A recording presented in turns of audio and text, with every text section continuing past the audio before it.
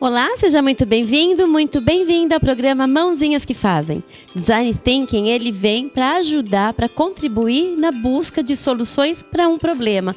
Pode acontecer em diferentes ocasiões. Jussi Rocha, que é consultora de educação, está aqui com a gente no estúdio e vai explicar como funciona esse processo.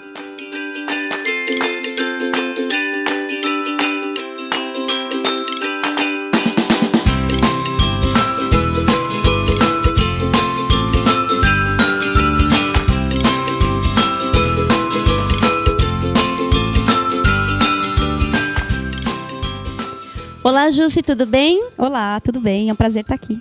Fantástico, prazer é meu, prazer é do pessoal de casa. Jussi, Design Thinking é um termo, né, que você podia falar rapidamente, voltar esse termo aí novamente para a gente. Mas para poder acontecer, para o Design Thinking existir, precisa ter alguns processos, aí, algumas etapas. Então, resgata aí rapidinho o que é o design antes. Tá certo.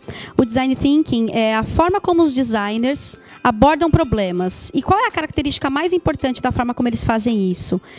Eles adaptam soluções para contextos e pessoas. Então, uma solução ela pode não caber para qualquer lugar. Então, essa é uma característica muito forte da forma como os designers abordam as questões. Então, o Design Thinking eu vou pensar como um designer, ou seja, eu vou me aprofundar numa coisa, me aprofundar numa questão, para depois pensar em soluções para ela, não o contrário, né?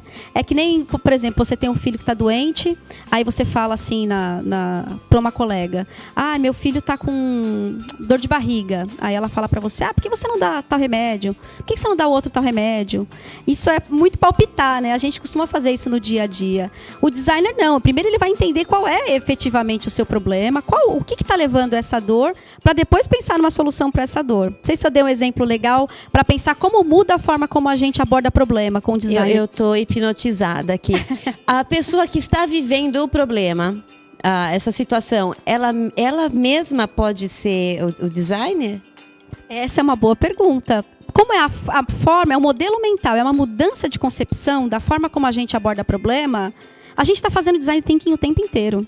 Então, por exemplo, numa situação como essa, em que eu naturalmente ficaria palpitando, eu vou começar a pensar a respeito e dizer, não é assim que se faz. Porque a forma como eu resolvo esse problema, ele pode ter outra natureza. Então, não dá para fazer do mesmo jeito.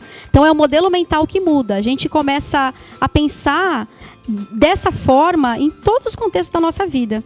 Não só no trabalho, não só na escola, porque a gente vai falar da abordagem do design na escola, né? Mas muda a forma como a gente começa a pensar em solução para as coisas. E quais são, continuei hipnotizada, amando, e quais são os processos, as etapas? Então, sistematizaram as etapas de como a gente abordar o problema em definir o problema. Sim, será que eu sei que problema é esse? Então, primeiro eu vou fazer um recorte dele. Então, às vezes a gente tem problemas gigantescos e a gente quer resolver tudo de uma vez só. Então, assim, recorta esse problema, transforma ele numa coisa menor. A segunda coisa é a empatia. Então, assim, se eu estou pensando num problema para o outro, a primeira coisa que eu tenho que fazer é conversar com esse outro. Então, eu vou lá conversar com você, eu vou entender qual é a sua dor, o que você pensa a respeito desse problema, o que você já tentou com relação a isso, aprofundar essa nossa relação, para depois a gente conseguir, então, pensar em ideias, que é a próxima etapa, a gente chama de ideação. É a hora em que eu coletei informações sobre o problema, pensei sobre ele, e agora eu tenho condições de pensar em soluções.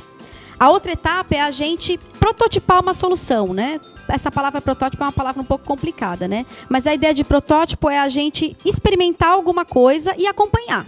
Ver se deu certo ou não deu certo. Não deu certo, eu volto e vou conversar de novo, vou pensar em outras soluções. Então, essas etapas elas são cíclicas e elas não são estanques. Então, eu posso viver a empatia, depois partir para o teste, depois voltar para a empatia, depois partir para pensar novas ideias. Então, é um processo bem dinâmico. Hipnotizada. Adorei. Fantástico. Obrigada, viu? De nada. Vai fazer uma festa especial? Então entre em contato com a gente e visite nosso site www.mãozinhasquefazem.com.br. Um grande beijo e até a próxima.